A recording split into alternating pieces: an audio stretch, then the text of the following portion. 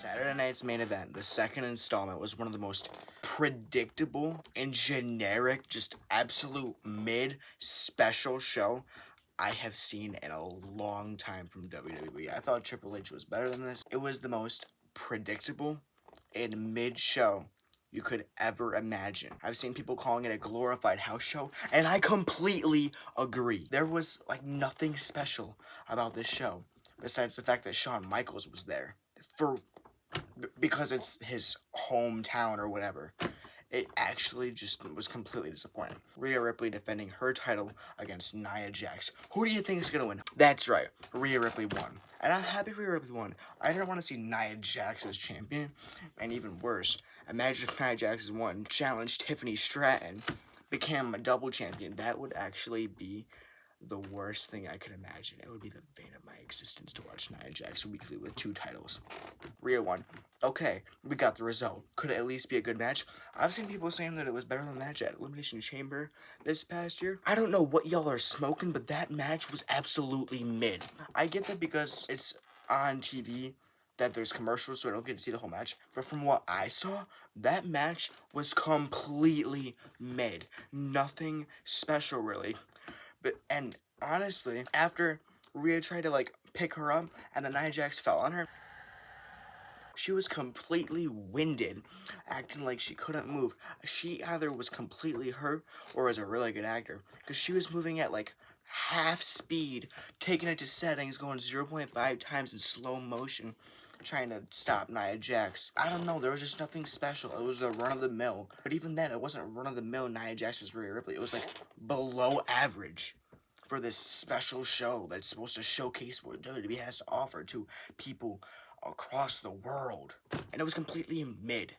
After this, we got what was, again, just a regular match. Braun Breaker defending his IC title against Sheamus. We all want Sheamus to win, but we know that it's not going to happen at Saturday night's main event. Okay, it was a decent match. There were some nice parts. There was a really sick part where Sheamus tries to jump off the steel steps and he gets caught by a really nasty looking spear by Braun Breaker. That spear was one of the nastiest spears I've seen. It was different to me. I didn't know what it was I looked at it, I knew what it was. It was just different. Commentators kept talking about it. They kept rewinding that part. And then there was another cool part where I almost thought Sheamus was gonna win for half a second, because they were running ropes, and Sheamus caught him with possibly the deadliest bro kick I have seen in a long time. Braun Breaker sold that perfectly. So those were some 2 nice spots. The match wasn't horrible. It wasn't there was mess ups. It just felt like the most average, generic match you could get out of Braun Breaker and Sheamus. And I get it. Sheamus always has good matches, and for the most part, so does Braun Breaker. But at the same time, this match did not deliver the way I thought it would. I was expecting this to be a really good match. Maybe I just had too high of expectations, but it disappointed me. This match just felt like there wasn't anything really special to it, and it lets us know that Sheamus is going to be chasing the IC title to WrestleMania. So any matches between them is completely filler if it happens again. After this, we had a little segment between Shawn Michaels, Kevin Owens, Cody Rhodes. Kevin Owens and Cody Rhodes go to the ring. Shawn Michaels, he's going to have him sign the contract for a week from the night to the Royal Rumble. They're going to be at a ladder match, both titles hung above the ring, and we're going to have a sort of WrestleMania 10 style, where it was originally Shawn Michaels versus Razor Ramon. They're copying that with 2 titles that are the same title, but they both think they're champion. And this match just feels like, I don't know, it's going to be a good match regardless, and I'm going to enjoy it. But the segment made me mad, because it's just the average contract signing segment. Just like that. That's all you get out of it. All you get out of it is, I don't like you. I don't like you either. Whoa, break it up, guys. Powerbomb through a table. That's all you get. I don't mean to rage out, but that's all you ever get. And what did you get in this match? I don't like you.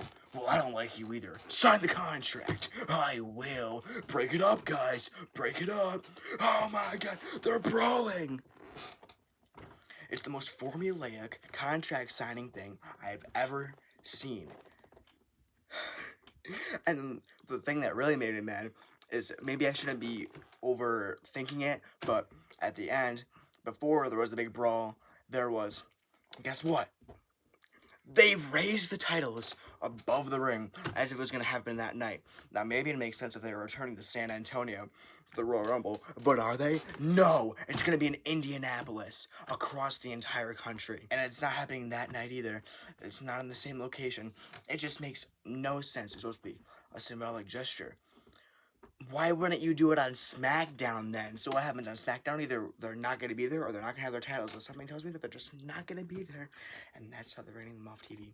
Maybe I'm overthinking it. Afterwards, Shawn Michaels gave Kevin Owens a sweet chin music. Now, this was admittedly pretty cool to see. Can't hate on Shawn Michaels. This match told us that we're going to have the match next week. Oh, we didn't see that one coming. And Cody Rhodes had what I always complained about. Not always, but for a while now. He had the same promo as always. I'm gonna be a good guy here, guys. I'm the good guyerson. And, I don't like you, Kevin Owens. You need to sign the contract. And Kevin Owens is the only one who does anything interesting by actually, like, saying some crap about Shawn Michaels leaving the company and Cody Rhodes leaving the company. He at least brings some diversity to the promo. He at least is diverse in his character. Cody Rhodes is just the baby face that the children love. I feel like Cody Rhodes would be so much better as a heel because he could be so much more diverse. So much more of a round character. But right now, he's completely flat. Jacob Fatu versus Braun Strowman. What I expected to be the standout match and defining moment in Jacob Fatu's singles career, because singles matches, he hasn't really gotten a ton of. And they have an average, albeit slow match. Jacob Fatu noticed he's got a little bit slower. He's still great in the ring. I don't know, it was an average match at first, but I do think that this was Jacob Fatu's breakout moment. Because after Braun Strowman was doing his little train thing around the ring, going around smacking into Jacob Fatu. Jacob Fatu's song there was amazing. Like, him just flying over the commentator's table was just amazing. If you saw Pat McAfee's face as he flies over, that was hilarious. Look at his face. They sort of went back in the ring.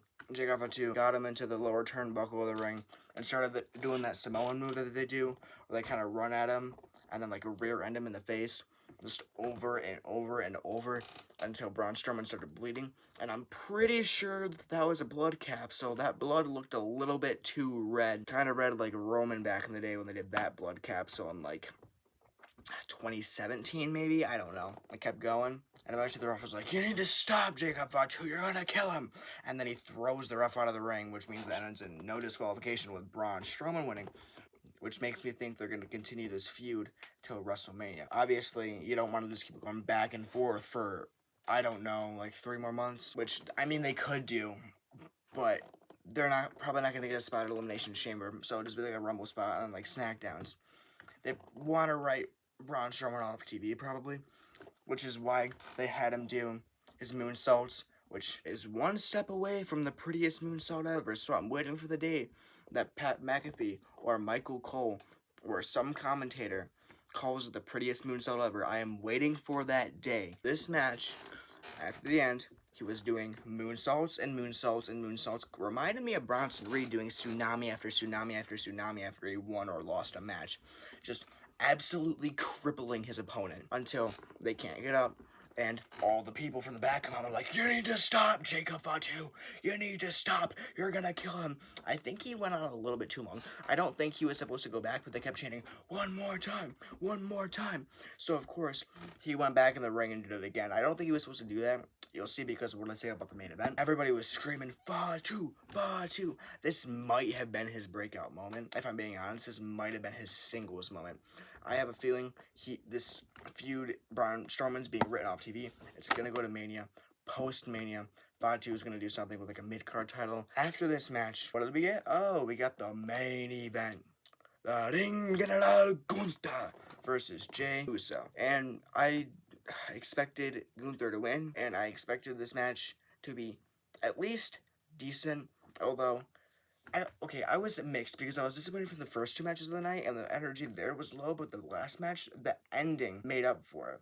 This match I was hoping would just be the all-around, okay, this is a good match, good payoff.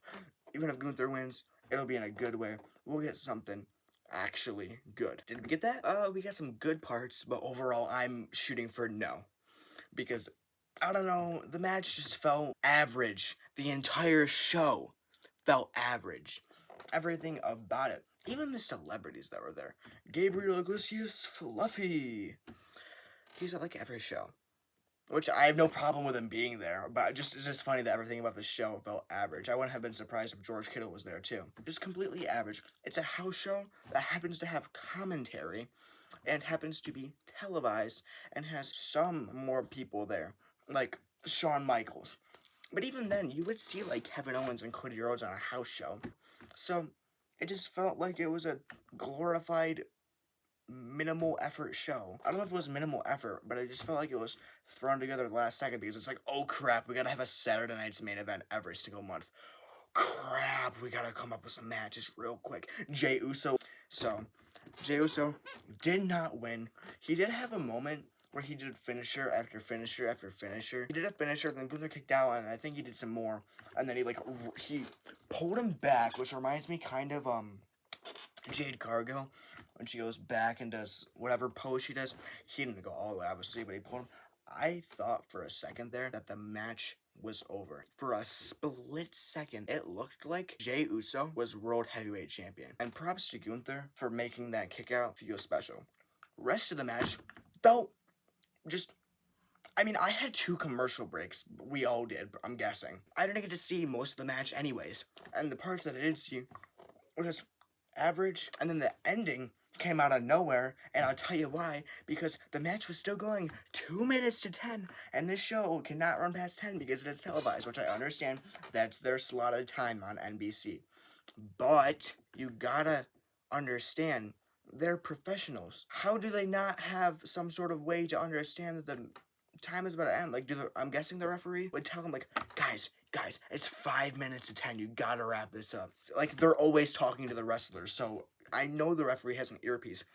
I know the referee is talking to them, but I know that the ref can be like, guys, it's 15 minutes to 10. We gotta wrap this up. Instead, I feel like either they weren't being told or they were just being stubborn. And either the commercial was messed it up and they weren't able to get their big finish in, or Jacob Fatu took time away because he kept going back for the moonsault and the moonsault, which I was there for.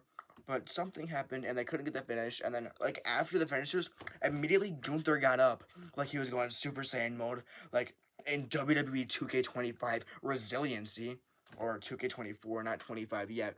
Just got up, powerbomb again. 1, 2, 3. Came out of nowhere. It's rare that I actually, like, exclaim what to a finish. Like, I was genuinely surprised that he won in that manner.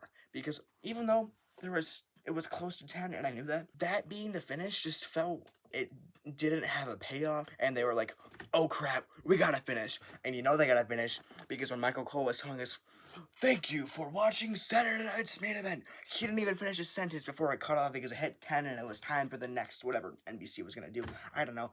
That was Saturday night's main event. I think we can all learn something from this. When it comes to these shows, A, if you're gonna have them, there needs to be something special about them. And B, maybe make a deal with NBC that can be 2.5 or 3 hours, so it can feel like a premium live event, or it can at least not be rushed. The first show, they spent time building up to it, and then this one, they didn't build up to it until a week or 2 before it was happening.